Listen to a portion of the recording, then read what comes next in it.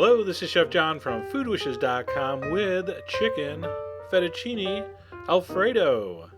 Anyway, this is my attempt at a lighter version, yet still rich, creamy, and delicious, and it pretty much worked except for one major change that I'll explain as we go forward. So I have 2 large chicken breasts and 2 cups of chicken stock. All right, we're going to throw that on medium-high heat until it comes to a simmer. Then we're going okay, that's me waving.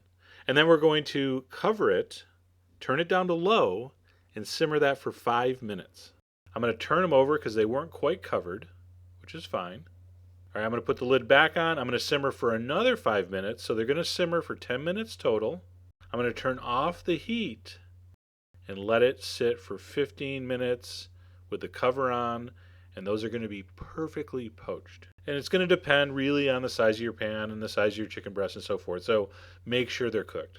Mine were perfectly cooked. When they cool down enough to handle, slice them into thick slices. All right, and I'm going to do half a chicken breast per person, so this is going to be for 4. The other ingredients, a pound of fettuccine, some fresh Italian parsley, which by the way in Italy they call that parsley, and 2 egg yolks. We also need a couple cups of grated real Reggiano Parmesan cheese. Do not even attempt to make this recipe without the good cheese because that's like the main ingredient. By the way, get your boiling water on the stove so it's ready when we need it. Just get that going. And like I always tell you, make sure you salt it well. Okay, now here's the big change in the recipe. This is 2 cups of chicken broth. I want you to boil that down to 1 cup before you continue with the recipe. You can read more about that in the blog post, but my mixture was a little too thin. Then we're going to add garlic, black pepper, and heavy cream. Heat that until it just begins to simmer and then turn it off. I don't want this boiling. So we're going to do here what's called temper the egg yolks. So I have 2 egg yolks, as I said.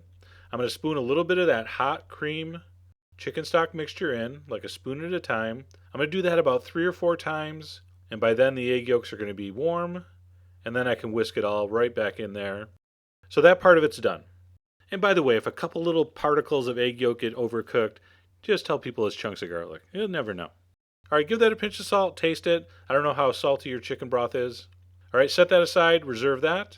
The pasta is going to be cooked 1 minute less than the directions say. Drain it, working quickly, get it back into that hot pot. Toss in your parsley.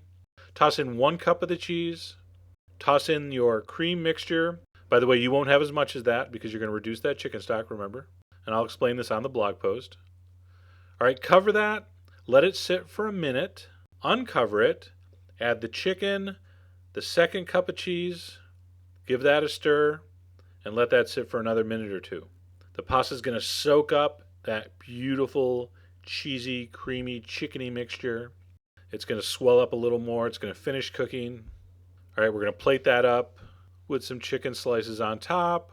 A little bit of that sauce. See, my sauce was almost perfect. So I think reducing that chicken stock from 2 to 1 cups, and by reduce, of course, I mean boil it down, not just use half of it, which is going to intensify the flavor also. So it's kind of a win-win situation. And that's it. A little more cheese on top, a little more parsley, and you have a delicious chicken fettuccine Alfredo, and it is much lighter. There's no olive oil, there's no butter, there's less cream because we're using some chicken stock. Traditionally, this is done with all cream. And there you go. I hope you give that a try. Please read the blog post so I can explain the difference in the recipe from what you see here. And of course, you'll get all the ingredient amounts. And as always, enjoy.